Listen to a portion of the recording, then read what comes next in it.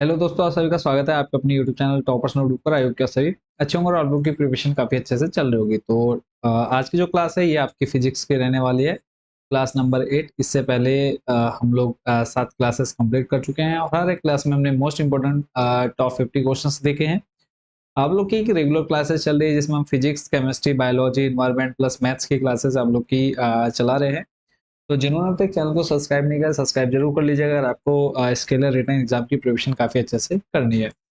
और सभी प्लेलिस्ट का लिंक आपको ऊपर आई बटन पर मिल जाएगा। तो आज की क्लास 8 और क्वेश्चन नंबर फर्स्ट, टोटल अब तक हम लोग लगभग हर एक क्लास में 350 क्वेश्चन देख चुके हैं, यानी 350 क्वेश्चन हम कवर कर चुके हैं। तो क्लास नंबर 8 और आज इसका जो है क्वेश्चन नंबर फर्स्ट देखते हैं।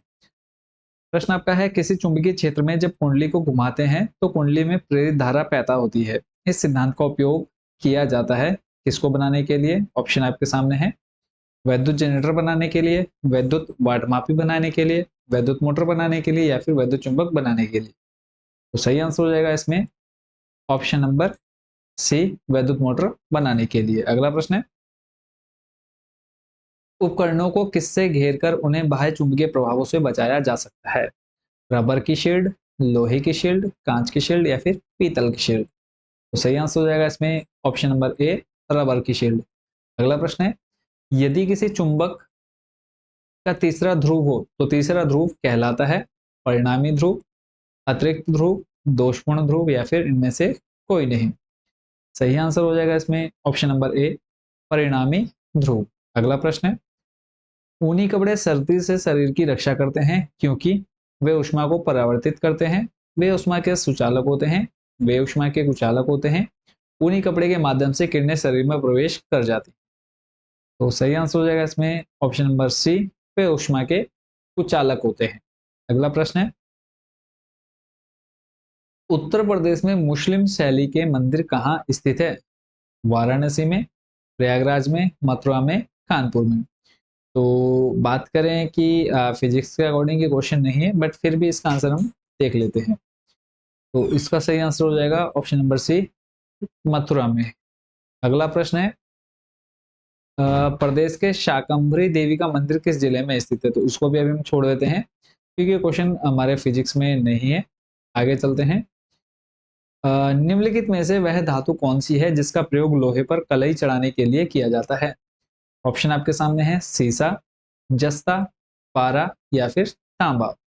तो इसका सही आंसर हो जाएगा ऑप्शन नंबर बी, जस्ता। अगला प्रश्न है, किसी अर्धचालक को गर्म करने से उसके प्रतिरोध पर क्या प्रभाव पड़ता है?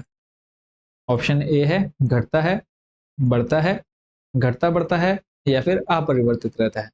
तो इसका सही आंसर हो जाएगा ऑप्शन नंबर ए, घटता है। अगला प्रश्न, यदि किसी प्रतिरोधक तार को लंबा किया जाए तो उसका प्रतिरोध क्या होगा? घटेगा, बढ़ेगा या फिर वही रहेगा या फिर ये सभी सही है? तो इसका सही आंसर हो जाएगा ऑप्शन नंबर बी, बढ़ता है।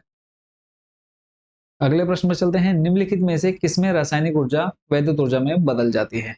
डायनामो में, परमाणु बम में, बिजली के हीटर में या फिर बैटरी में? तो इसका जो सही आंसर हो जाएगा वो हो जाएगा ऑप्शन नंबर डी, बैटरी में।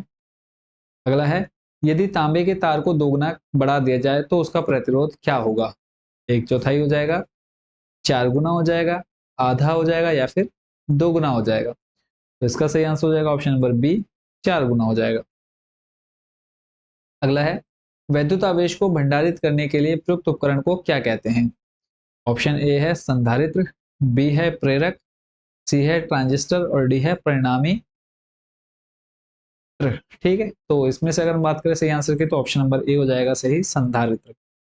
अगला प्रश्न है, इलेक्ट्रॉनिक परिपथ में डीसी को ब्लॉक करने के लिए निम्नलिखित में से कौन सा परिपथ एलिमेंट प्रयोग किया जाता है?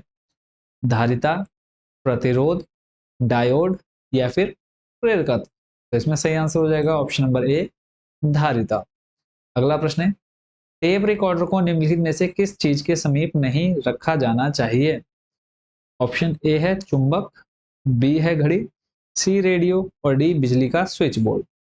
तो बात करें इसमें सही आंसर की तो इसका सही आंसर हो जाएगा ऑप्शन नंबर ए, चुंबक। अगला प्रश्न है, चुंबकीय क्षेत्र की तीव्रता होती है मीटर पर एम्पियर, मीटर पर वोल्ट, वोल्ट पर धारा या फिर एम्पियर पर मीटर।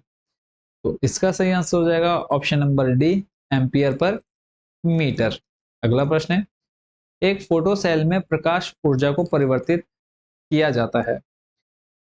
ऑप्शन है आपके सामने, रासायनिक ऊर्जा, दूसरा है स्थितिज ऊर्जा, तीसरा है विद्युत ऊर्जा और चौथा है ऊष्मीय ऊर्जा। तो इसमें सही आंसर हो जाएगा ऑप्शन नंबर सी, विद्युत ऊर्जा में। अगला है, ट्रांजिस्टर के संविचरण, ट्रांजिस्टर के संविचरण में किस वस्तु का प्रयोग होता है?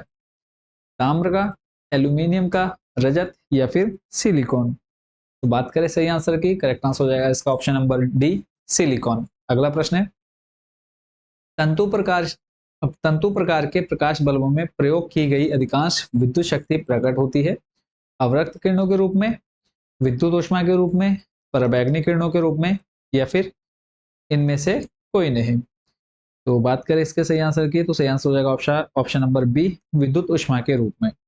अगला प्रश्न है, धातु तार में वैद्युत धारा का प्रवाह किसके कारण होता है? प्रोटॉन, इलेक्ट्रॉन, छिद्र या फिर आयन? सही आंसर हो जाएगा इसमें ऑप्शन नंबर बी, इलेक्ट्रॉन। अगला प्रश्न है, बिजली के बल्ब में क्या भरा होता है? कार्बन डाइऑक्साइड, नाइट्रोजन, ऑक्सीजन या फिर ऑर्गन?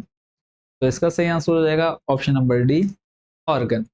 अगला प्रश्न है, विद्युत बल्ब का फिलामेंट किससे बना होता है? ए है नाइक्रोम, बी है तांबा, सी है टंगस्टन, डी है सीसा। तो इसका सही आंसर हो जाएगा ऑप्शन नंबर सी, टंगस्टन। अगला प्रश्न है, ट्रांसफार्मर के क्रोड के लिए सर्वोत्तम द्रव्य है? मृदु इस्पात, स्टेनलेस स्टील, नर्म लोहा या फिर कठोर स्टील? तो इसका सही आंसर हो जाएगा ऑप्शन नंबर सी, नर्म लोहा। चलते हैं अगले प्रश्न पर। नेक्स्ट क्वेश्चन है, बिजली के बल्ब के फिलामेंट के निर्माण के लिए टंगस्टन का प्रयोग किया जाता है क्योंकि यह सस्ती है, यह सुचालक है, इसका गलनांक बहुत ऊंचा होता है, यह आघात वर्धनीय है। तो सही आंसर हो जाएगा इसमें ऑप्शन नंबर सी, इसका गलनांक बहुत ऊंचा है। अगला प्रश्न है, वैद्युत आवेश का एसआई मात्रक है? कूलाम, एम्पियर, केल्विन या फिर ESU? तो इसका सही आंसर हो जाएगा ऑप्शन नंबर ए, कूलाम। अगला प्रश्न, विद्युत दीर्घ दूरी तक उच्च वोल्टता AC में पारंगत होता है, इसका क्या कारण है?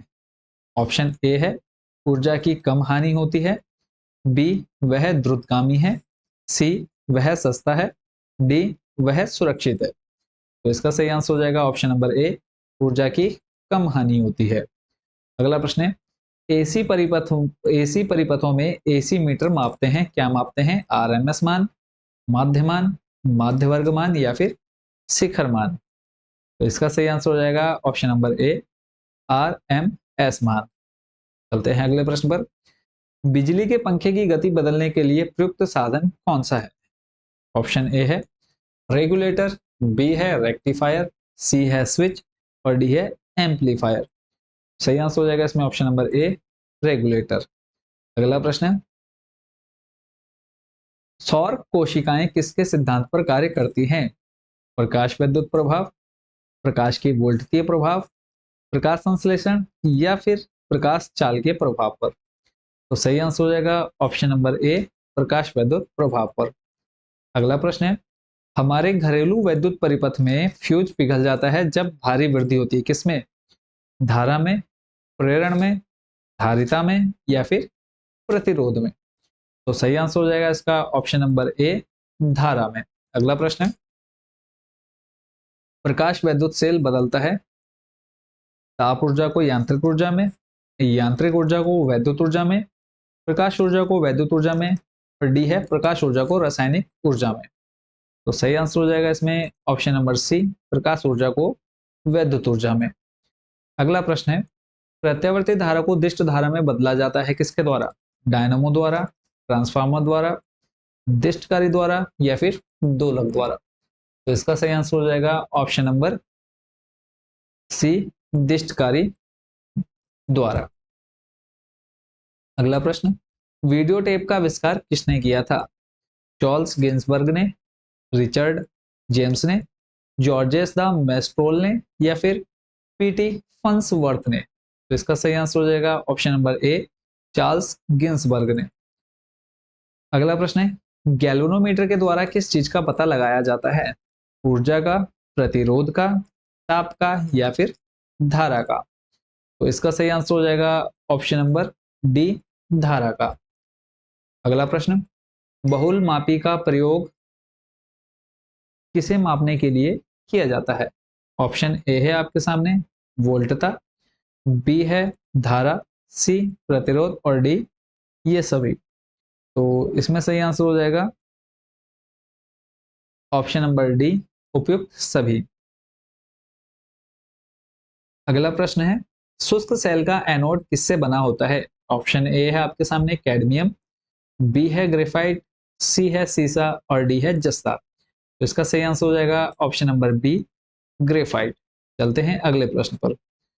अगला प्रश्न है, सेमीकंडक्टर का एक उदाहरण है जर्मेनियम, जर्मन सिल्वर, ऑर्सेनिक या फिर फास्फोरस? तो बात करें सही आंसर की, तो सही आंसर हो जाएगा इसमें ऑप्शन नंबर ए, जर्मेनियम। अगला प्रश्न है, डायनामो एक यंत्र है जो वैद्युत ऊर्जा को यांत्रिक ऊर्जा में बदलता है, यांत्रिक ऊर्जा पैदा करता है, वैद्युत ऊर्जा पैदा करता है, यांत्रिक ऊर्जा को वैद्युत ऊर्जा में बदलता है?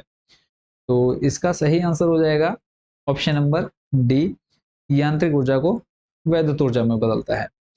चलते हैं अगले प्रश्न पर। अगला है, तड़ित चालक बनाने के लिए प्रयुक्त धातु कौन सी है? ऑप्शन ए है कॉपर, बी है लोहा, सी एल्यूमिनियम और डी है जिंक। तो सही आंसर हो जाएगा इसमें ऑप्शन नंबर ए, कॉपर। अगला प्रश्न है, निम्नलिखित में से वह युक्ति कौन सी है जो सिग्नल को निम्न प्रतिरोध क्षेत्र से उच्च प्रतिरोध क्षेत्र में अंतरित कर देती है? ऑप्शन ए है आपके सामने ट्रांजिस्टर, बी है डायोड, सी है प्रेरक और डी है संधारित्र। तो इसका सही आंसर हो जाएगा ऑप्शन नंबर ए, ट्रांजिस्टर। अगला प्रश्न है, धारावाहक तार कैसा होता है? ऋणात्मक आवेशित, धनात्मक आवेशित, धारा की शक्ति के आधार पर आवेशित होता है या फिर न्यूट्रल होता है? तो इसका सही आंसर हो जाएगा ऑप्शन नंबर डी, न्यूट्रल। अगला है, निम्न में से कौन सा सीआरडी का हिस्सा नहीं है? छाया आच्छाद, फास्टर प्रॉपर्ट, गैस प्लाज्मा या फिर इलेक्ट्रॉन गन? तो इसका सही आंसर हो जाएगा option number C, gas plasma. अगला है, अतिचालक वह चालक है जिसका क्या शून्य होता है? यानी हम अतिचालक किसको बोलेंगे जिसका क्या शून्य होगा वो हमको बताना है। ऑप्शन ए है करंट, करंट शून्य होता है या फिर विभव शून्य होता है या प्रेरकत्व शून्य होता है या फिर प्रतिरोध शून्य होता है? तो सही आंसर हो जाएगा इसमें ऑप्शन नंबर डी, प्रतिरोध। ठीक है, यानी अतिचालक वह चालक है जिसका प्रतिरोध शून्य होता है। अगला प्रश्न है, निम्नलिखित में से कौन सा सर्वोत्तम विद्युत चालक है? लोहा, तांबा, चांदी या फिर एल्यूमिनियम? तो इसका सही आंसर हो जाएगा ऑप्शन नंबर सी, चांदी। अगला प्रश्न है, ठोस अवस्था में विद्युत धारा प्रवाहित करने वाला पदार्थ कौन सा है? ग्रेफाइट, हीरा, सोडियम क्लोराइड या फिर आयोडीन? तो इसका सही आंसर हो जाएगा ऑप्शन नंबर ए, ग्रेफाइट। अगला प्रश्न, ओम का नियम निम्न में से किसके बारे में सही है? अर्धचालक, रोधी, अतिचालक या फिर चालक? तो इसका सही आंसर हो जाएगा ऑप्शन नंबर डी, चालक। नेक्स्ट क्वेश्चन, सिलिकॉन क्या है? ऑप्शन है विद्युत रोधक, अर्धचालक, चालक या फिर कुचालक? तो इसका सही आंसर हो जाएगा ऑप्शन नंबर सी, चालक। और आज की वीडियो का लास्ट क्वेश्चन है, बैटरी के प्रचालन का मूल सिद्धांत है अपोहन, अम्ल आधारित अंतरक्रिया, उपापचयन या फिर विद्युत अपघट्य? तो सही आंसर हो जाएगा इसमें ऑप्शन नंबर सी, उपापचयन। ठीक है, तो आज के इस वीडियो में इतने ही क्वेश्चन। तो टोटल 400 यानी 400 क्वेश्चन हम फिजिक्स में कवर कर चुके हैं और लगातार आप लोगों की क्लासेस चल रही हैं, चाहे वो बायोलॉजी की हो, फिजिक्स की हो, केमिस्ट्री की हो या फिर इन्वायरमेंट की हो प्लस मैथ्स की हो। तो जिन्होंने अब तक चैनल को सब्सक्राइब नहीं किया, जल्दी से सब्सक्राइब वाला बटन प्रेस कर दीजिए। और लगातार आप लोग को इंपॉर्टेंट क्वेश्चंस मिलते जा रहे हैं। तो रिटन एग्जाम की जो आप तैयारी कर रहे हैं स्केलर की, तो आप टेंशन फ्री रहिए। कोई भी क्वेश्चन आपको आउट ऑफ जो वीडियोस हैं वो देखने को नहीं मिलने वाले हैं। अगर आप इतना कवर कर लेंगे तो आप बहुत अच्छा स्कोर कर लेंगे, क्योंकि हम आपको यहाँ पर बेसिक से लेकर के हाई लेवल तक के सारे सब्जेक्ट्स के इंपॉर्टेंट क्वेश्चंस दे रहे हैं। तो चैनल के साथ जुड़े रहिए और जिन्होंने अब तक चैनल को सब्सक्राइब नहीं किया, जल्दी से सब्सक्राइब वाला बटन प्रेस कर दीजिएगा। मिलते हैं नेक्स्ट क्लास में। अदर सब्जेक्ट की और क्लासेस डेली चल रही हैं। सभी को बेस्ट विशेष शुभकामनाएं हैं और अच्छे से तैयारी करते रहिए। मिलते हैं नेक्स्ट वीडियो में। Thank you so much watching for this video.